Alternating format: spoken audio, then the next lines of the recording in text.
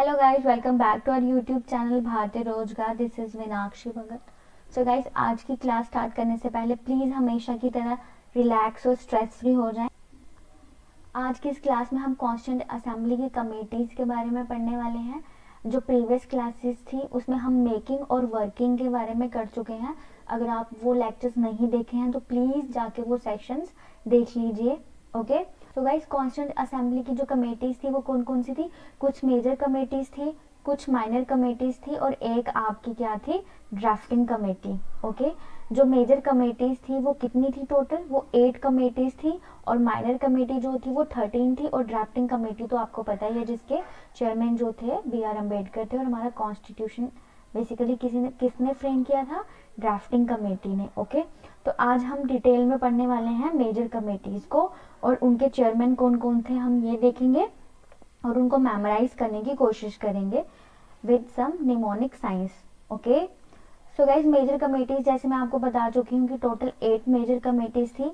सबसे पहले union power committee, union constitution committee और स्टेट कमेटी। इनके चेयरमैन जो थे वो जवाहरलाल नेहरू थे। और हम इसको लर्न कैसे करेंगे कि जो यूनियन वाली और स्टेट वाली कमेटीज हैं उसके चेयरमैन जो हैं वो जवाहरलाल नेहरू। ओके, अब आपको ये नहीं भूलेगा, ठीक है, कि union power committee, union constitution committee and state committee, और इसके चेयरमैन कौन है? जवाहरलाल नेहरू। तो आप मेमोराइज कैसे करोगे कि जो यूनियन वाली और स्टेट वाली कमेटीज थी उनके चेयरमैन जो थे वो जवाहरलाल नेहरू थे। ओके, उसके बाद ड्राफ्टिंग कमेटी। ड्राफ्टिंग कमेटी तो आपको पता ही है, इसने हमारे कॉन्स्टिट्यूशन को फ्रेम किया था और इसके चेयरमैन जो थे वो B.R. अम्बेडकर थे। ये तो आपको याद रहेगा ही, इसके लिए कोई निमोनिक साइंस लगाने की जरूरत नहीं है।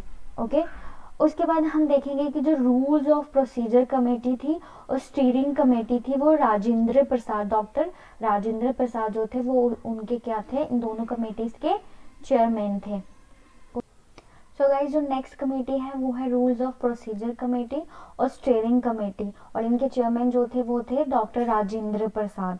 ठीक है, तो जैसे आर से राजेंद्र प्रसाद है और आर से ही रूल्स ऑफ प्रोसीजर कमेटी है। ठीक है, और इसमें क्या है? प्रसाद।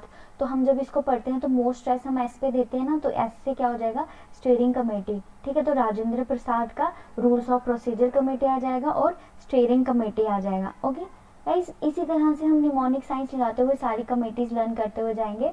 नेक्स्ट कमेटी जो है वो है provincial constitution committee and advisory committee on fundamental rights, minorities and tribal excluded areas. Okay, तो इन दो कमेटीज के जो चेयरमैन थे वो थे सरदार पटेल। ठीक है, आप कैसे याद रखेंगे? जैसे पी से पटेल है वैसे ही पी से क्या होता है? प्रोविंशियल कॉन्स्टिट्यूशन कमेटी, है ना। आपको बस इतना याद रखना है कि जो प्रोविंशियल वाली कमेटी थी उसके चेयरमैन जो थे वो कौन थे? सरदार पटेल थे। तो सरदार पटेल, ठीक है, ए पे ज्यादा स्ट्रेस होता है। तो एडवाइजरी कमेटी वाले कौन थे चेयरमैन? सरदार पटेल। ओके, इस तरह से आपको इसको याद रखना है। देखिए गाइस, ये कंपलसरी नहीं है कि आप इसी ट्रिक से याद रखो, आप किसी और टेक्निक से भी इसको लर्न करने की कोशिश कर सकते हैं। ओके गाइस, ये जो एडवाइजरी कमेटी थी on fundamental rights, minorities and tribal excluded areas, इसके अंदर 5 सब कमेटीज भी थी। ओके, जो फर्स्ट सब कमेटी थी वो थी फंडामेंटल राइट्स सब कमेटी, जिसके चेयरमैन जो थे वो थे JB कृपलानी। तो इसको जब मैंने याद करने की कोशिश की है वो अपने टाइम पे जब किया था वो ऐसे किया था कि फंडामेंटल राइट्स आने से हमारे पे बहुत बड़ी कृपा कर दी थी, है ना। तो उसी से मैंने याद किया था कृपलानी, JB कृपलानी। तो इस तरह से आप इस कमेटी को याद कर सकते हो। ठीक है, उसके बाद है माइनॉरिटीज सब कमेटी। तो M से माइनॉरिटीज, M से मुखर्जी। सो इसके चेयरमैन जो थे वो कौन थे? HC Mukherjee. Okay, very good. उसके बाद north east frontier tribal areas and Assam excluded and partially excluded areas sub committee. ठीक है, इसका चेयरमैन इस कमेटी के चेयरमैन जो थे वो थे गोपीनाथ बारदोलाई। कौन थे? गोपीनाथ बारदोलाई। ठीक है, और देखो इसमें क्या है? Tribal areas. ठीक है, तो कृष्ण भगवान जी अपनी गोपियों के साथ मोस्टली किधर घूमते थे? जंगलों में घूमते थे। और जंगलों में कौन होते हैं? ट्राइब्स वगैरह। इस तरह से आप इसको भी लर्न कर सकते हो कि गोपीनाथ बरदौली जो थे वो ये north east frontier tribal areas जो ये सब कमेटी थी इसके वो चेयरमैन थे। ओके, उसके बाद excluded and partially excluded areas other than those in Assam sub committee.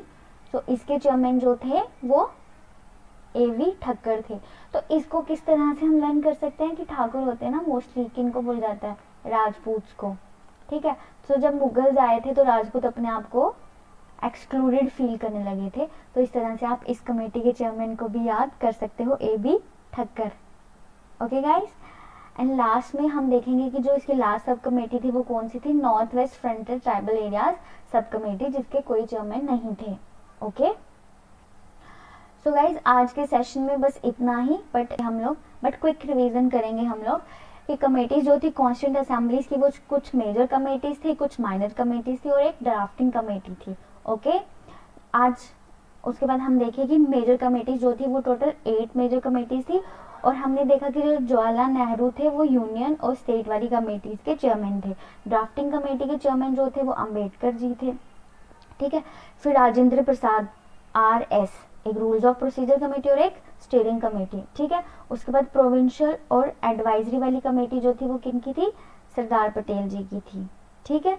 और इसके अंदर 5 सब कमेटीज देखे, जिसमें हम फंडामेंटल राइट्स वाली देखी, जिसको हम फंडामेंटल राइट्स से कृपा हो गई थी हम लोगों पे, तो JB कृपलानी। और उसके बाद minority sub committee, M for minorities, M for Mukherjee, so HC Mukherjee. उसमें मैंने आपको north east frontier tribal areas and Assam excluded and partially excluded areas sub committee का भी बताया, गोपीनाथ बरदौलाई। और इसको कैसे याद रखेंगे कि ट्राइबल जो है वो मोस्टली फॉरेस्ट जंगलों में रहते हैं और कृष्ण भगवान जी अपनी गोपियों के साथ जंगलों में घूमते थे। ऐसा कुछ भी करके आप इसको लर्न कर सकते हो, ठीक है। एंड देन उसके बाद A.B. ठक्कर, इसका भी हम आपको ट्रिक बता चुके हैं। So guys thank you so much for watching my video. So please don't forget to subscribe our channel.